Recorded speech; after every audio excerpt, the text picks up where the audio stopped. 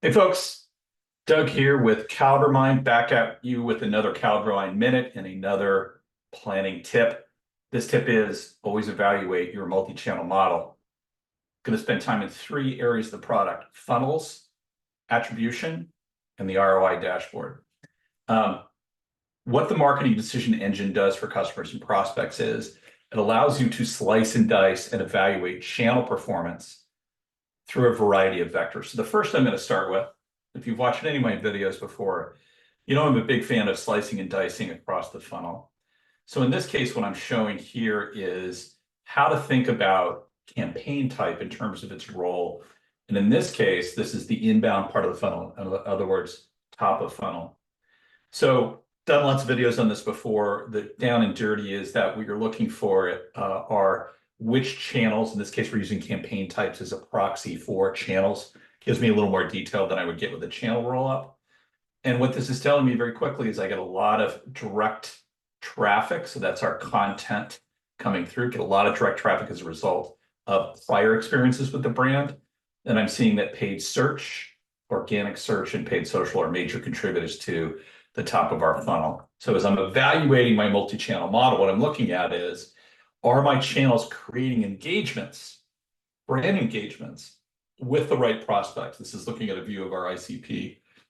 And the reason that's really critical is that quite often you have channels whose sole role is to create that engagement. So you're going to look at that slightly differently than, say, a channel that's meant to drive towards pipeline right away. Good examples, paid search typically is a channel that you want to be contributing to pipeline as opposed to just sort of sitting at the top of the funnel, because guess what? That gets really expensive.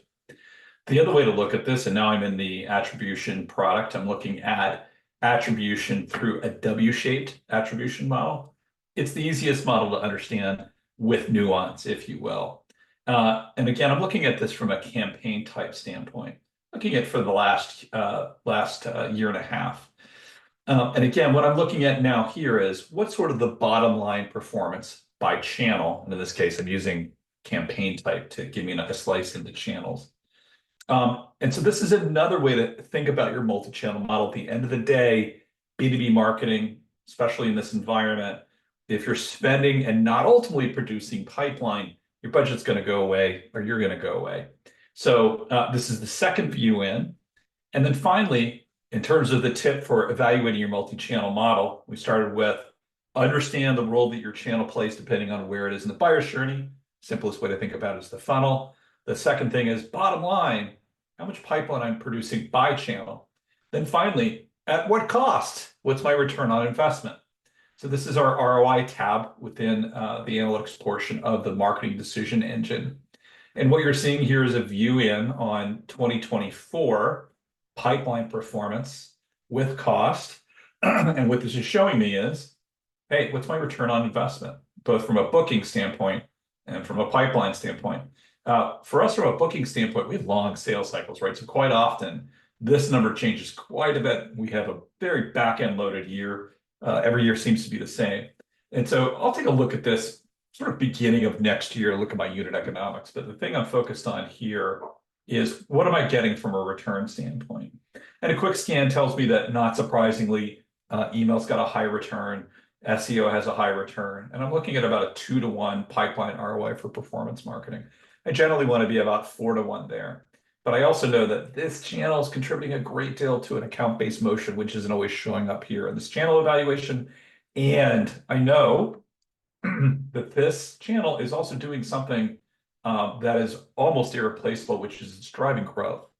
And so as I think about the multi-channel model, and my recommendation and tip to you, think about it in three ways: evaluate channels and their performance across the buyer's journey. Every role has a slightly different role to play. Every channel, rather, has a different role to play. Think about it from a bottom line standpoint. Are your channels that are intended to produce pipeline doing so?